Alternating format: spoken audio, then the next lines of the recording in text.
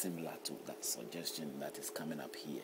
In the beginning, the grown man and a grown woman who were baby-like before God now are shy. They are shy. They've eaten the fruit, and now they are in a different state. They are shy. They've realized their nakedness, and they are shy of the presence of a third party among their life. Because I was naked and I hid myself. And he said, who told you that you were naked? Have you eaten from the tree of which I commanded you that you should not eat? Then the man said, the woman whom you gave to be with me, she gave me of the tree. Then the man said, the woman whom you gave to be with me, she gave me of the tree, and I ate. And the Lord God said to the woman, what is this you have done? The woman said, the serpent deceived me, and I ate. So the Lord God said to the serpent. Now, both of them has now become aware of their nakedness. They are some keeping themselves away from each other. Everyone is giving each other away. That it wasn't my fault, this person did it. It wasn't my fault, this person did it. Laying blame on each other. And God, knowing and hearing this, that now there is this differences. There is this,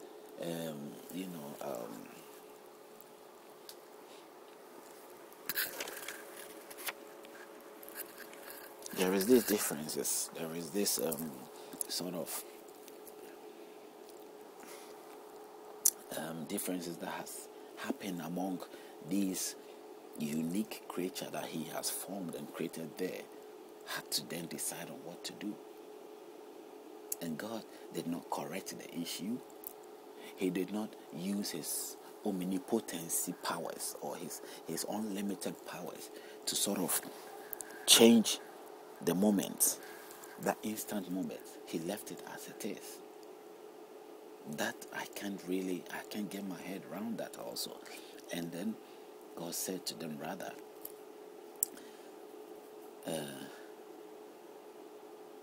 because you have done this, you are cursed more than all the cattle and more than every beast of the field.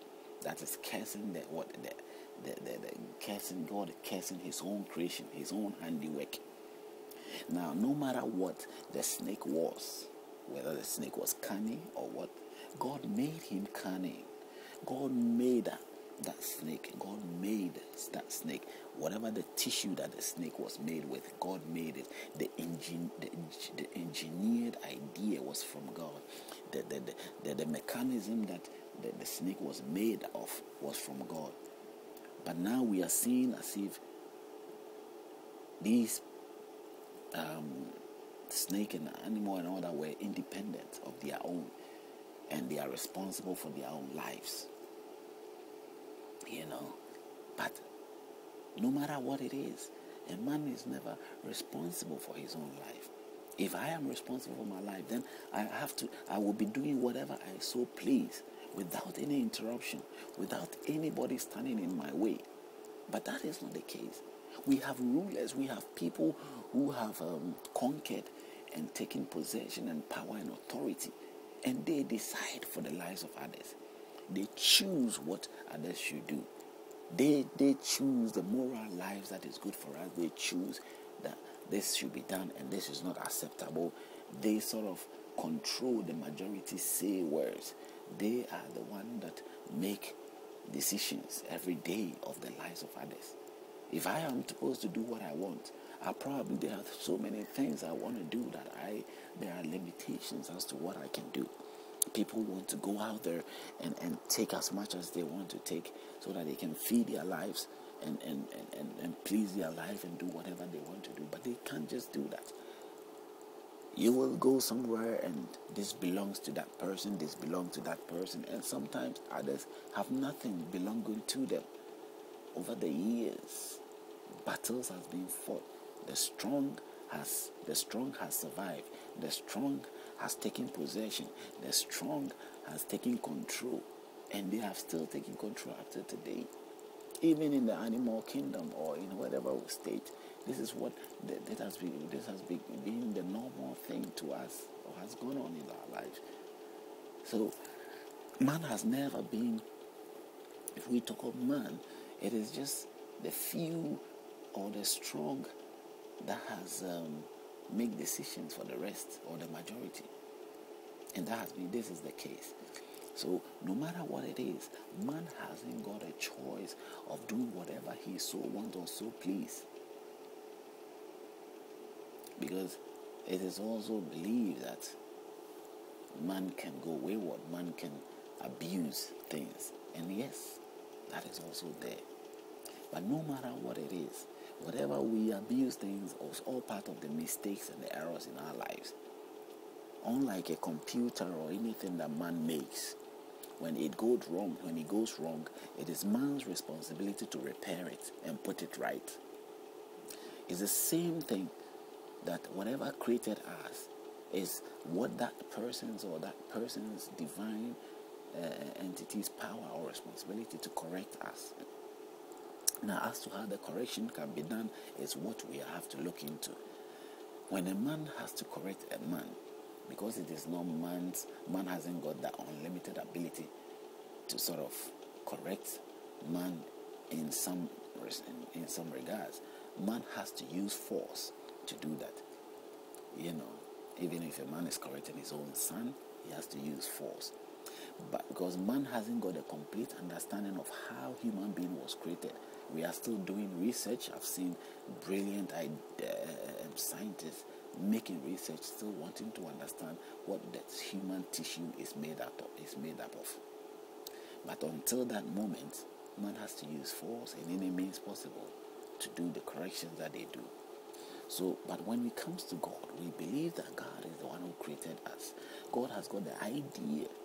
He placed together all the mechanism, the materials that formed us, that made us what we are. If God truly created us, then God truly can correct us without putting us through any hassle.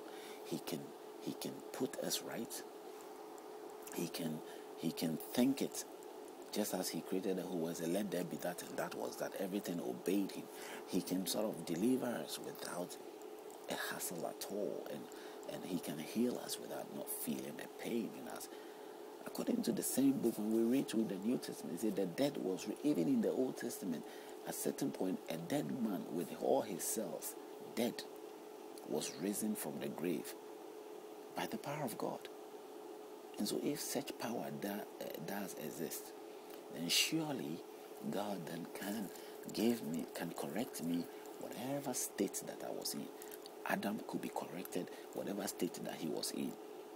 Eve could have been corrected whatever state that she was in, and whatever consciousness that they became or they sort of turned out to be, God could have corrected and got it back to the way he wanted it, or to the normal state that he would have preferred, that they should not be shy of their nakedness, or they do not be aware of their nakedness. God could have turned the clock back, but he chose not to and left it as it is, for some reason. So we have our own doubts in all these things. I have my own doubts in them, because he says here, and then God started punishing them. He punished the snake and cursed the snake, and then he went to the man. He also cursed the woman. He cursed the woman, he cursed the man, and he revealed to them what they will go through, the punishment that they will take. And he says, at the end of it all, he says what? The punishment is death. The penalty for sin is what? Death. Despite the sufferings and all that, the penalty for sin is what? Death.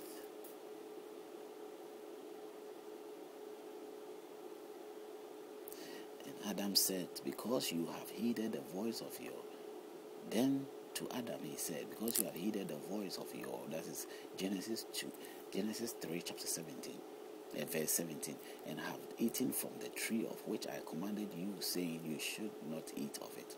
Cursed is the ground for your sake. If in toil you shall eat of it all the days of your life.